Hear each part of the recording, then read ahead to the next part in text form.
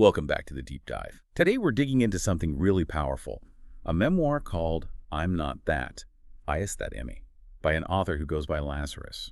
It's a remarkable piece of work, really. What we have here isn't just a life story. It's a complete reevaluation of a life through a brand new lens. And what is that lens?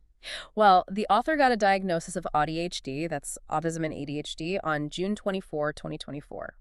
And for him, this wasn't just a label. It was the key that unlocked decades of chaos, impulsivity, a lifetime of really intense internal struggle. And that's our mission today, isn't it? To understand how getting that framework, that language, Right. really allowed for a kind of healing. Exactly. The book argues that the diagnosis let him finally separate his true self from some of his past behaviors. We're talking about things like violence, self-sabotage. Deeply difficult stuff. And he starts to see them not as who he is, but as reactions to being hurt, to sensory overload, and just a profound lack of self-understanding. It's the difference between I am bad and I am wired differently and I'm struggle. Okay, so let's start there.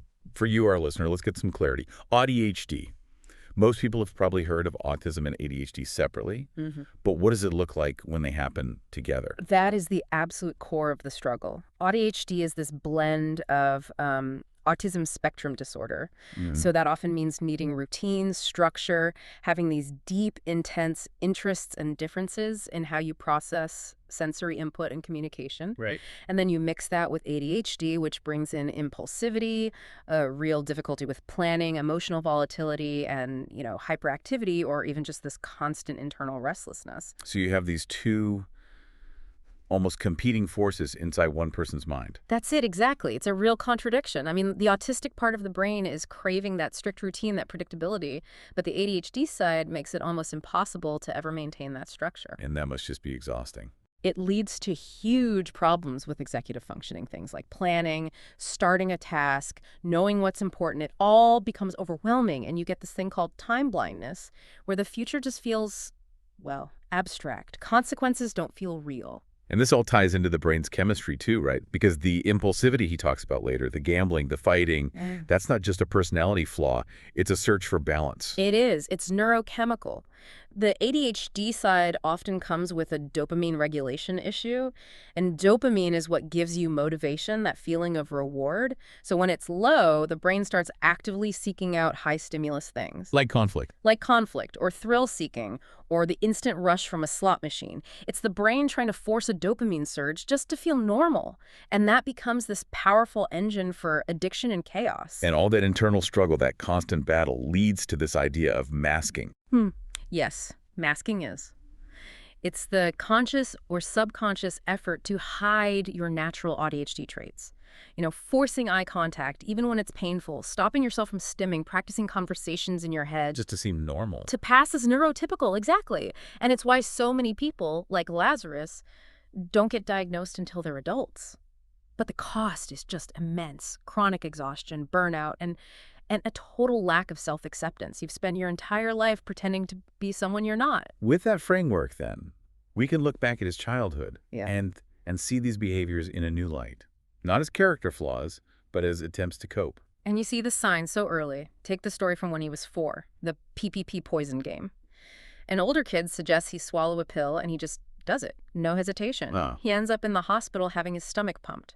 That's not just a kid being curious. That's a classic ADHD trait, that failure to inhibit an impulse, combined with a really underdeveloped sense of danger. And that theme of being misunderstood starts on his very first day of school. He describes being dragged there, making a huge scene. Kicking the headmistress and calling her a fat cow. Which is an extreme reaction. But through this ADHD lens, what's happening there? It's likely a complete sensory and communication breakdown. The noise, being separated from his mom, the new environment. It's terrifying. And when you can't regulate that panic, the fight response just takes over. He also mentions being a profoundly serious boy. So when kids would taunt him with that Benny Hill song about Ernie the Milkman, he couldn't see the joke. That's a key autistic trait, that literal interpretation. To him, the taunts weren't just teasing. They were a direct attack on his character, and so he'd fight. And he specifically says the fighting was tied to his issues with eye contact.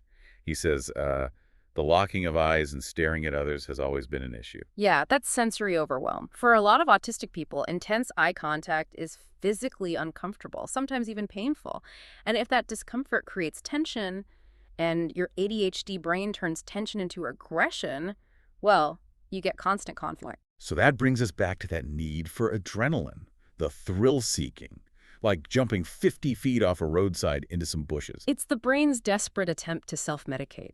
If your baseline dopamine is low, the only way to feel alive, to feel present, is through these extreme high-risk behaviors. And on top of all this, you have the trauma from the formal warnings he gets as a kid, which just confirmed his feeling that he was broken somehow. Being told he was colorblind at 11 and again at 14 was just devastating for him. It wasn't just information, it was a verdict. It told him he was fundamentally flawed, which just fueled that low self-worth that would later drive the addiction. Which is the perfect bridge to the next part of his life, this spiral into self-sabotage. The adrenaline from fighting just morphed into something else. It really did. It was a direct path. Right. The rush from fighting turned into the rush from gambling. And he remembers the exact moment it started. He was on benefits, put a 1-pound bet on a horse race, and won 400 pounds. And that was it. That was it. That feeling, that instant massive reward, that's what he spent years chasing. He describes feeding the slot machine for hours and hours, and that's such a clear picture of this neurodivergent experience, isn't it? Oh, absolutely. It's the hyper-focus from the autism. That intense singular absorption combined with the time blindness from the ADHD. He could lose hours, days, just gone. It wasn't about the money in the end. It was an escape from the pain of his reality. His relationships were just as chaotic. He had a 10-year on-and-off thing with a woman named Celia. Constant arguments, paranoia. And he connects it directly back to a specific autistic trait, the literal interpretation of language. Right. He says he tended to measure love through sex, but on a deeper level, when she said, "I love you," he believed it. Literally. Completely. He couldn't see the manipulation or the toxicity because he couldn't read between the lines. He took the words at face value. The absolute low point of this whole period comes when he's 21, the car crash. A truly horrific event. After an incident at a club, he was driving drunk recklessly, and his friend Mark ended up in a coma with a minor stroke. The guilt from that must have been immense. He describes it as an overwhelming, unforgiving conscience. And it wasn't a random event. It was the tragic endpoint of years of unchecked impulsivity. That guilt just tightened the grip of the gambling, which was his only way to cope. But then there's a shift. In the mid-2000s, he meets his future wife, Saffron. And she really was a lifeline for him. They meet in a hotel bar in 2009. There's a 15-year age gap. She had low self-esteem at the time, but they connected. And she gave him an ultimatum. She did. At one point, he tried to break it off, told her about his debts, the gambling, and she just refused to let him go.